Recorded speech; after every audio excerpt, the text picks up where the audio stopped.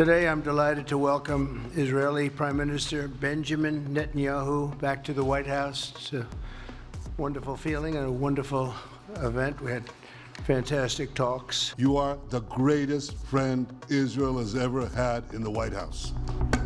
U.S. President Donald Trump and Israel's Prime Minister Benjamin Netanyahu met at the White House on Tuesday, February 4th. Trump hosted Netanyahu and spoke about the future of the Israel-Gaza ceasefire.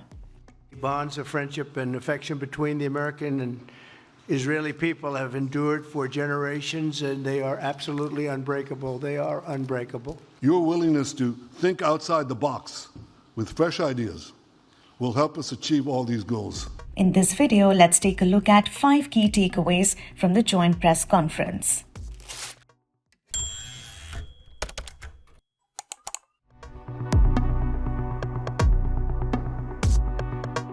U.S. President Donald Trump revealed his surprise plan to take over the war-ravaged Gaza Strip and develop it economically after Palestinians are resettled elsewhere.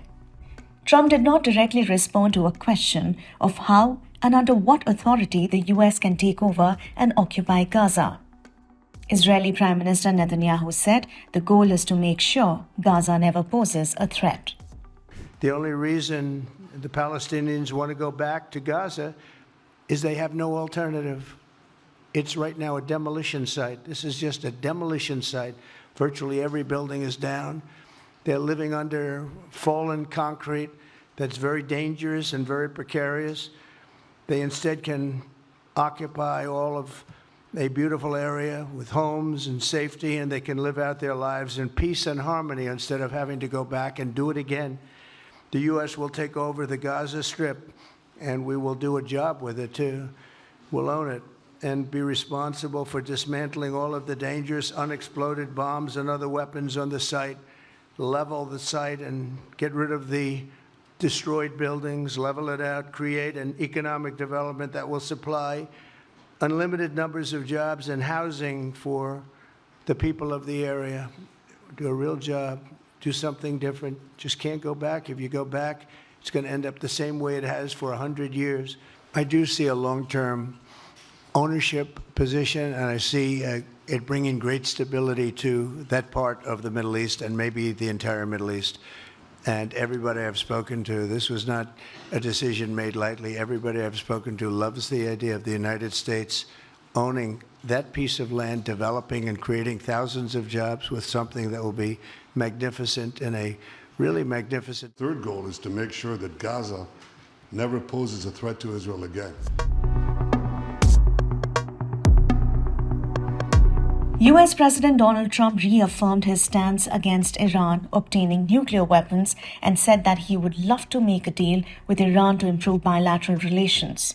Today, I also took action to restore a maximum pressure policy on the Iranian regime, and we will once again enforce the most aggressive possible sanctions, drive Iranian oil exports to zero, and diminish the regime's capacity to fund terror throughout the region and throughout the world.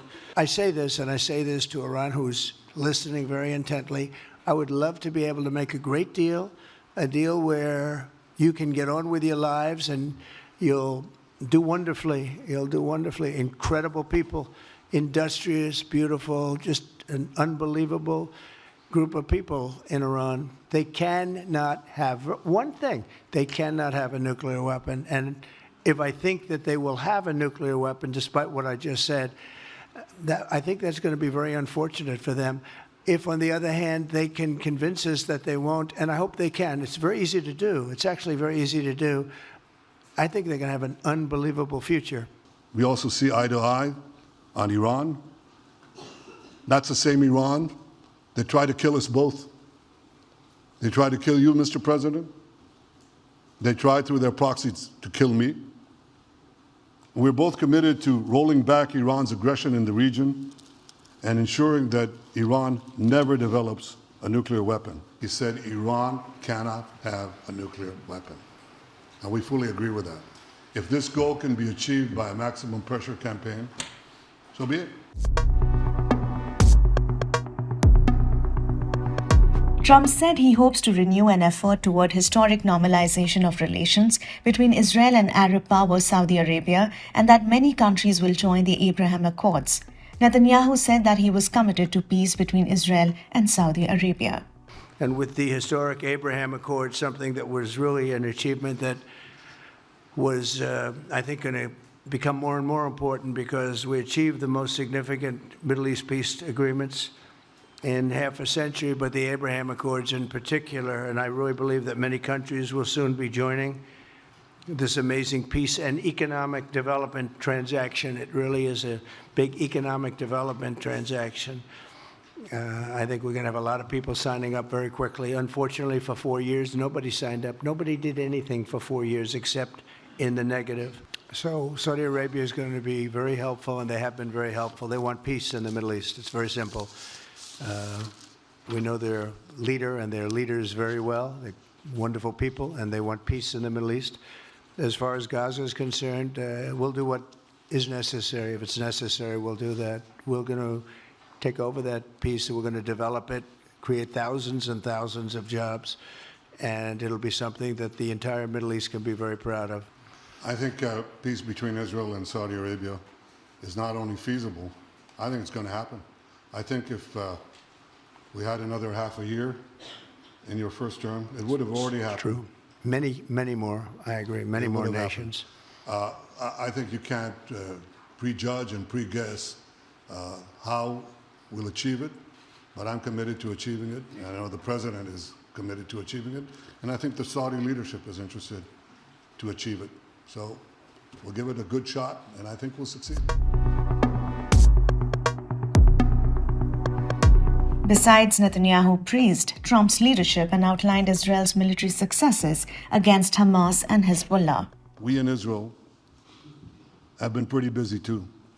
Since the horrendous October 7th attack, we've been fighting our common enemies and changing the face of the Middle East.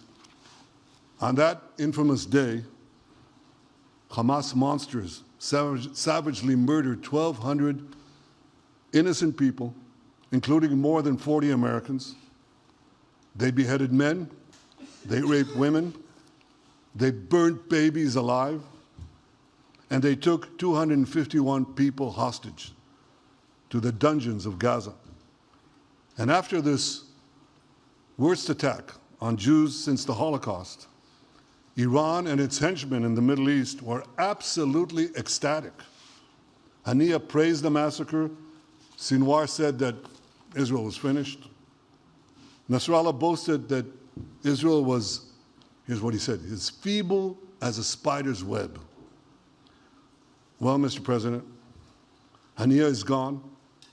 Sinwar is gone. Nasrallah is gone. We've devastated Hamas. We decimated Hezbollah.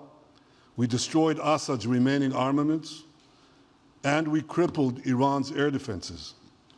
And in doing this, we've defeated some of America's worst enemies.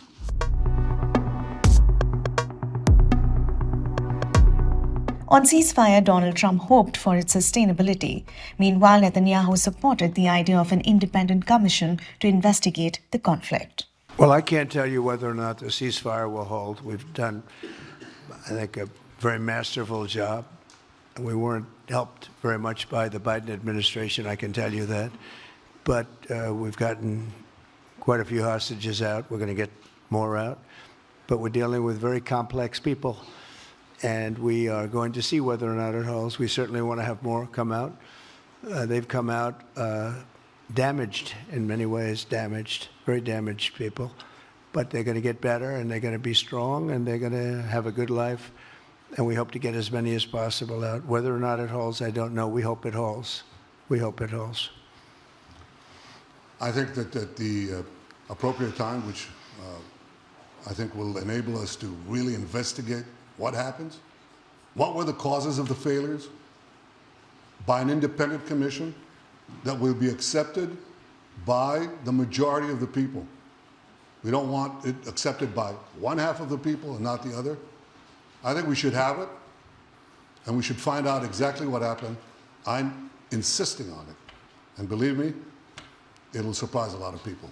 That's all for today. For more such explainers, don't forget to like, share and subscribe to our channel, The Indian Express. Thank you so much for watching.